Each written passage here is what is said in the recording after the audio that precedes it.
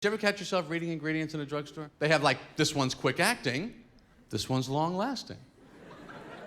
When do I need to feel good? Now or later? I don't know. They always tell you how the medicine works on TV. You know the commercials? That's my favorite part where the guy says, here's the human body. It's always this guy. You know this guy? No face, mouth open. This is how drug companies see the public. So every night on TV, you see a weird-ass drug commercial trying to get you hooked on some legal shit. And they just keep naming symptoms till they get one that you fucking got, okay? It's like, are you sad? Are you lonely? You got athlete's foot? Are you hot? Are you cold? What you got? You want this pill, huh, motherfucker? You got to take this pill. They don't even tell you what the pill does. You see a lady on a horse or a man in a tub, and they just keep naming symptoms. Are you depressed? Are you lonely? Do your teeth hurt? What the fuck?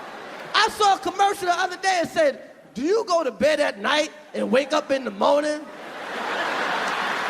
Then they tell you about the pain-relieving ingredient. There's always got to be a lot of that.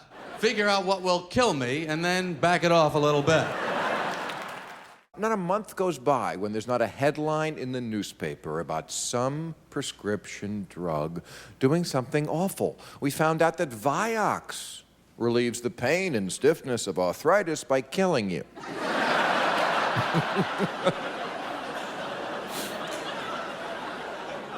A couple of weeks ago, it was Avandia, whatever that is, raises heart attack levels by 43%. That seems like a lot to me.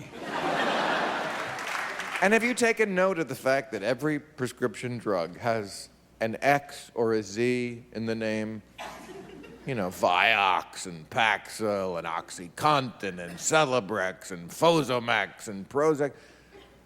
Are Americans really that dumb?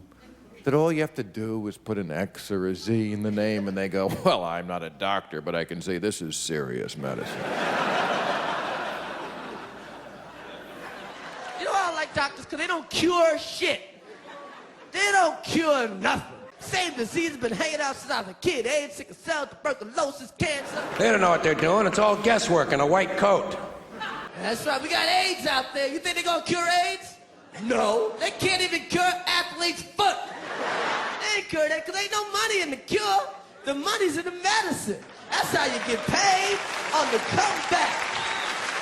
That's how a drug dealer makes his money on the comeback. So what they will do with AIDS is the same thing they do with everything else. They will figure out a way for you to live with it. So they don't cure shit, they just patch it up. Get you to the next stop so they can get more of your money. And whatever you do, don't get a flu shot. Okay? Every year, it's the same thing. They scare people into getting flu shots. Every year, it's the worst flu ever. It's coming our way.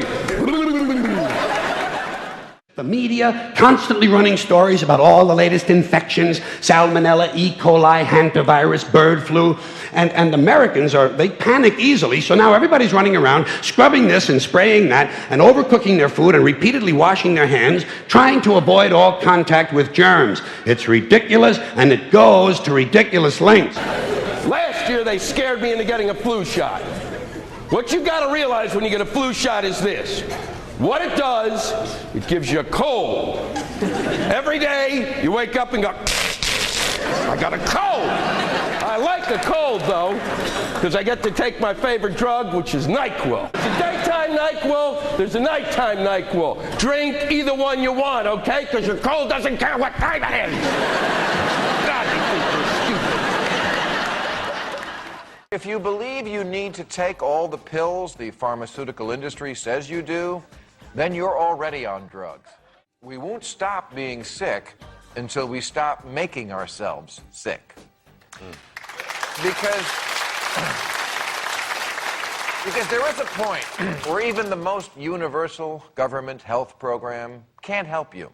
They can't outlaw unhealthy food or alcohol or cigarettes. You see, there's no money in healthy people, and there's no money in dead people. The money is in the middle. People who are alive, sort of, but with one or more chronic conditions that puts them in need of Celebrex or Nasonex or Valtrex or Lunesta. 50 years ago, children didn't even get type 2 diabetes. Now, it's an emerging epidemic, as are a long list of ailments which used to be rare and have now been mainstreamed. Things like asthma and autism and acid reflux and arthritis, allergies, adult acne, attention deficit disorder. And that's just the A's. Doesn't anybody wonder why we live with all this illness? In Hillary Clinton's health plan, the words nutrition and exercise appear once. The word drugs, 14 times, just as the pharmaceutical companies wanted. You know, their ad weasels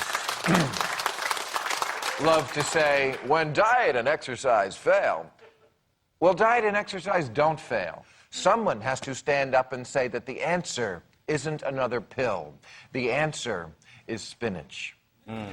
Okay, not spinach. Turns out that crap will kill you, but you know what I mean.